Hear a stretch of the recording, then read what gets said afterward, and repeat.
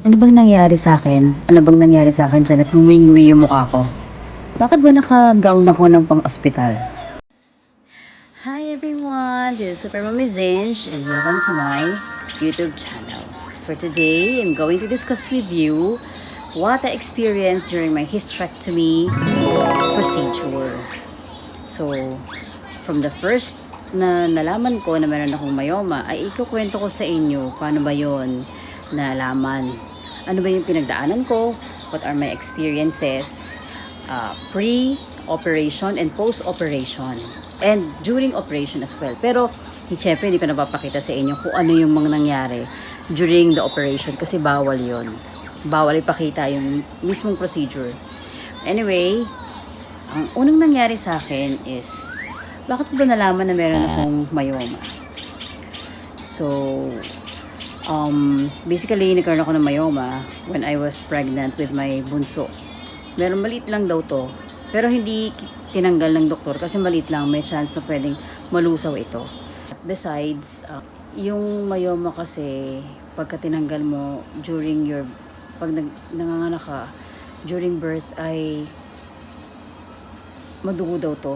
So, I don't know what's the reason, pero sabi madugo daw. Kaya iniiwasan ng mga doktor na tanggalin. So, fast forward, 40 years old ako, nagpa-check na ako ng blood chem, blood works. Lahat yon. So, kinakomplain ka lang sa doctor, meron akong hyperacidity. Titingnan kung ano yung, baka may something sa sikmura ko or whatever. Pero, walang nakita. Instead, nakita yung bukol sa aking uterus. Matres. Medyo malaki na daw siya. Kaya, actually, nung unang nalaman ko yon, hindi pa ako convinced. So, I asked OBs, ilan OBs yung pinuntahan ko until bumalik ako sa dati kong OB sa Manila, yung unang nagpaanak sa akin. At, ayun nga, na-confirm na yung laki niya ay parang 5 months na pregnant ako. Kaya ang laki ng tiyan ko. So, ano ba yung naging symptoms nito? Wala akong naramdaman. May iba't ibang klase kasi ng myoma. Merong mga myoma na nagbi-bleed ka kasi nakalagay daw yung sa upper part ng iyong uterus. Yung sa case ko, nakalagay siya sa loob ng muscle ng uterus. So, blessed pa rin kasi hindi ako parang emergency CS. Hindi, pinaghandaan pa rin namin yon. Umabot ng siguro mga ilang years kasi 40 years old ako na nalaman ko na meron na nga akong bukol sa uterus o sa matres ko. So, ilang years? 40. So, ilang taon na ako? 44 na ako ngayon. 4 years na pinaghandaan namin. And natuwa ako kasi mahaba-haba yung bakasyon ng mga bata. 2 months. So, we grabbed the opportunity kahit na wala akong ibang kasama sa bahay. Talagang nagpa-clear ako sa thyroid ko. Sa doctor ko sa thyroid, sa pulmo kasi may asthma ako. So, yun. So, before the operation, you have to undergo this procedure para ma-check kung pwede ka bang operahan. Wala ka bang ibang mga underlying conditions na controlled ba ang iyong mga case like me, I have an asthma, so kailangan nakakontrol siya. So, bago pa ako mabigyan ng clearance sa pulmo ko, kailangan dumaan ng 1 week para malaman talaga, ma-assess ako na hindi ako nagkaroon ng hika within that period na chinek ako ng aking pulmonologist. So, ayun na nga. And then, ano ba yung nangyari? So, yan, pre-operation, kailangan pa-check dun sa mga, kung meron kang diabetes, kung meron kang so tinatanong ako kung meron ba akong diabetes kasi, di ba, kapag nagkaroon ka ng operation, mahirap mag-heal ang sugat. So, tinanong ako noon, may FBS na procedure pinagawa. Normal naman ang sugar ko. So, yun nga yung sa thyroid lang, tsaka yung sa asthma, ang pina-check. And then, yung sa heart ko rin, pinatingin din kung okay ba yung aking ECG. Normal naman siya. Kasi, minsan, di ba, pag may thyroid ka, nagkakaroon din ng problem sa heart. Pero, sabi nung aking doctor sa thyroid,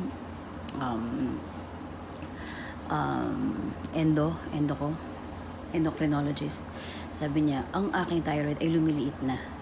So, nagiging normal na siya, normal size, at nagiging normal na rin ang function ng thyroid ko. Pero kailangan ko mag-take ng maintenance pa rin. So, that's the pre-operation. Kailangan kong maging healthy, maging physically and mentally healthy kasi FYI, nagkaroon din ako ng anxiety before. So, ito na. During operation, no? Ang pinaka mahirap na part sa akin bilang mag-undergo ng procedure is yung meron akong 3 anak na medyo maliliit pa. So, meron akong blind kid with multiple disabilities. So, medyo na nahihirapan ako paano siya iiwan sa mga in-laws ko, sa mga magbabantay sa kanya. Kasi medyo mahirap siyang bantayan. Lalo na kapag naninibago siya sa isang lugar. Yun ang naging struggle. Kalina. Bob! Mamaya may naglagap. Mamaya may naglagap. Pupunta ulit yung nurse dyan. Opo. Ay, hindi ko alam kung anong oras pupunta. Stable naman na kasi ako, kaya hindi sila lagi pumupunta dito. Pwede ako pumunta sa nurse station, o kaya tumawag sa nurse station. Tatanong ko. O, sige, wait mo ako, tatanong ko, ha. Ikaw talaga. Kanina ko sasabay kay daddy. Kung pinayagan. Ha? Uy. Ay, magsalita. Alagaan mo ako dito? Baka mami, ikaw alagaan ko dito. Mami, sakit ng tiyan ko, natatay ako, delikado, hindi ako pwede pa tayo-tayo.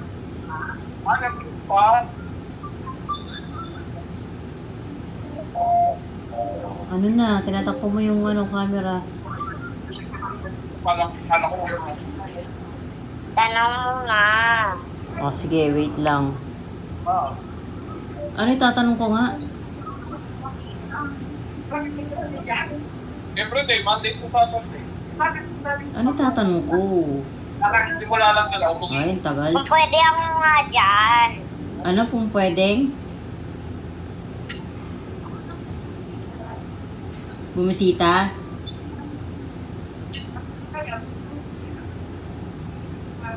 Ha? Ay, ayaw sumagot. Pumunta. O, sige, flying kiss mo muna ako. Flying kiss muna.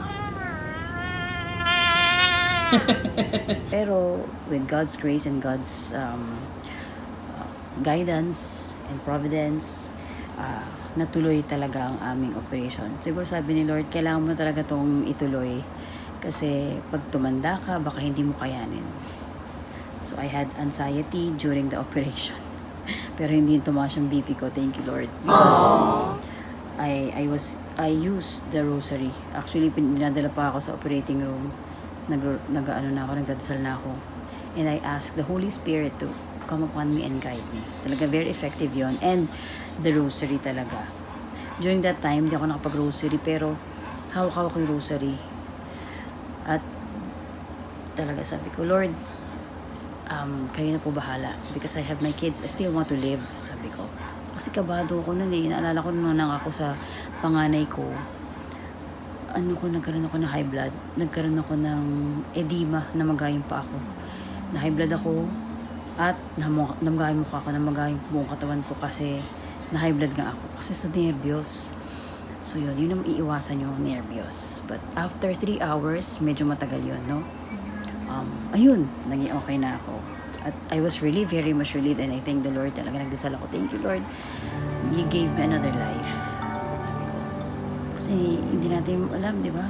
Baka bigla akong magkaroon ng whatever. Ayoko naman mangyari yun. So yun, nakaligtas ako.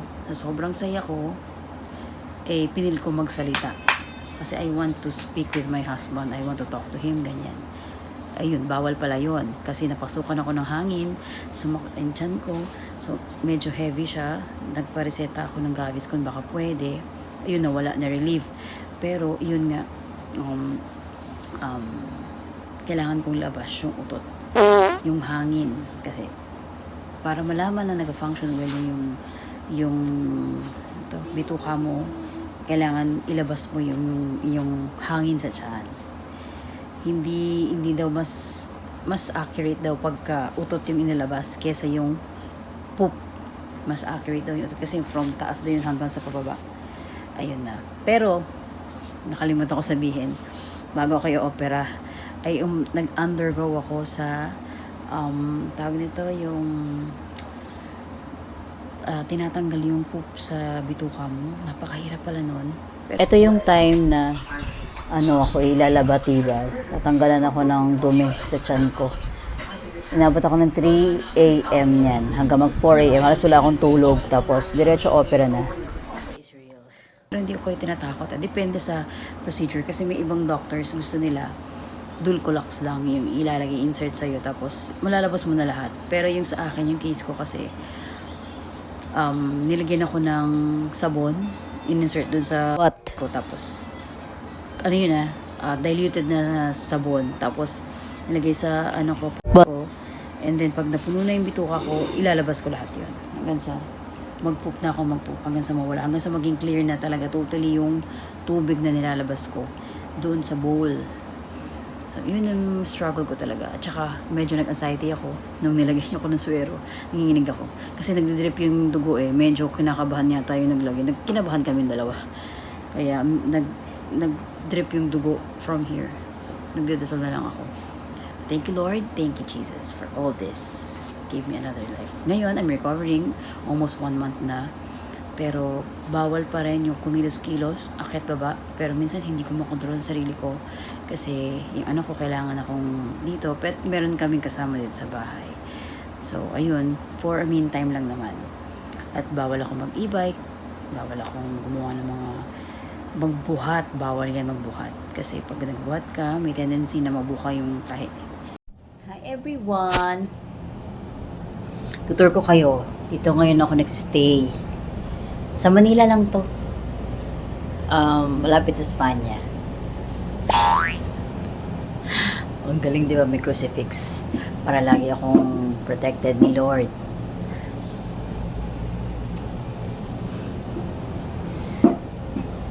Ito nga pala ako. Dito pa rin ako sa PSH.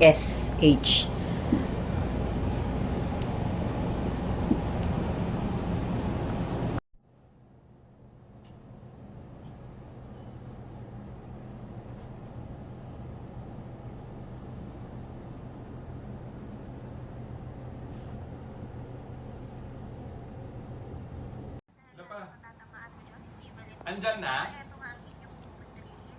Hello? Dumating na yung may pinadala akong Lazada dyan. Sige. Okay lang yan. Order ko yun kasi para sa binder ni para sa chan ni Cynthia. Bayad na yun. Sige. Baka bukas daw Baka bukas daw ang uwi. Baka bukas, sabi nung isang doktor.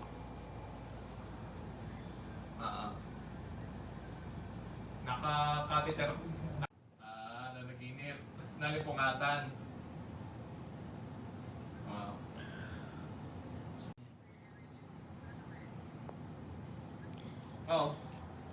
Ganon talaga.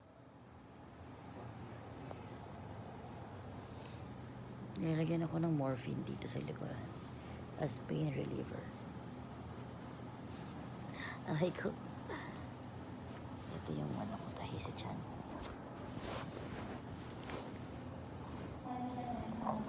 Tsaka na. First meal. Ito lang. Lapad ng face. First meal. From Friday up to now, Sunday. Ngayon lang ako kakain. Friday ng gabi.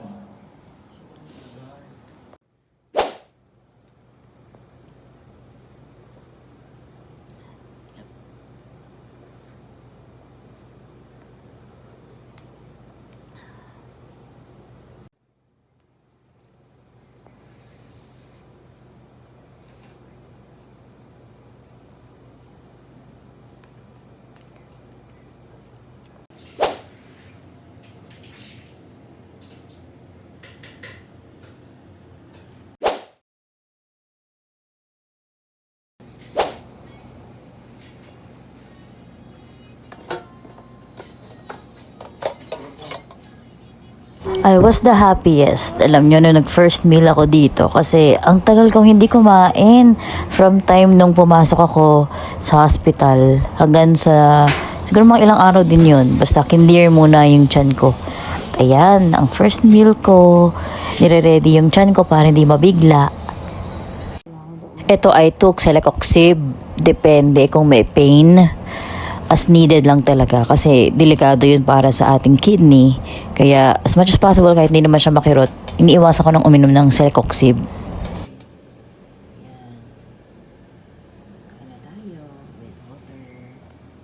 So ito yung mga meals na nakikita nyo. Soft diet pa rin ako. Pero nadadagdagan ako po konti-konti para naman yung stool na lumabas sa akin ay hindi ako mahirapan ilabas. Kasi kapag matigas yung stool, ayan, nag-full meal na ako niyan. Ang saya-saya ko niyan. Pagka matigas yung stool, mahirapan ka magdudugo, magkaroon pa ng bleeding. Sarap. Hindi ko express. Hindi ko alam kung pwede sa akin yan pero ito yung isa sa pinakamasarap na meal, ang Bicol Express. Syempre may gata yan. At pinagbawalan ako ng doktor minom ng gatas at kumain ng may gata. Ang kaso, yun ang binigay sa akin, wala yung asawa ko that time. Dahil siya ay nasa work. Pinayagan ko siya mag-work kasi, anyway, kaya ko naman mag-isa dyan. And yun nga, eventually maya-maya ay sumakit yung tiyan ko at hindi ko napigilan ang sakit. So nagpagavis ko na ko. Kaya bawal ang gatas o gata sa bagong opera kasi ang sakit sa tiyan yan. Grabe. Huwag nyo itry. Pero kung risk taker ka, sige go. Para matry mo kung anong pakiramdam na masakit ang tiyan. Yung bang parang naghahalo-halo yung something sa tiyan mo kasi di ay lumabas ng hangin. Ganun yung pakiramdam ko. Kaya kapag ikaw ay bago opera sa tiyan, huwag kang kakain ng may gata at may gatas. Take it from your doctors. Bawal din ang kape. Ang gawin mo, uminom ka lang ng tsaa. No doubt talaga yung mga bagong opera, lalo na sa tummy area, ay mabilis tumaba kasi kain lang ng kain, walang movement. At bawal pa rin mag-exercise kasi mapapwersa naman yung tahe. So, laban lang tayo. Siguro after a year or 2, pwede ka na mag-exercise ulit.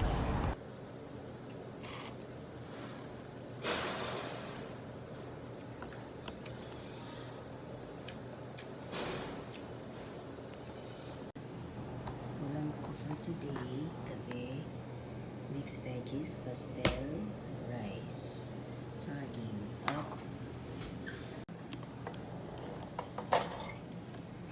ito yung egg nito, di? Asan yung egg ko?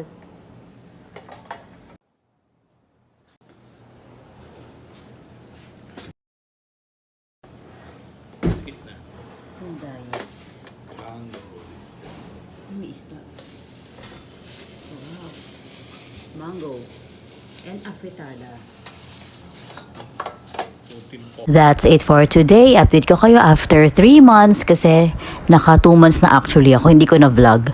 So, kung anong nararamdaman ko, kung ano yung mga dapat at hindi dapat gawin. Bye for now and take care. Don't forget to subscribe and follow my social medias. Bye!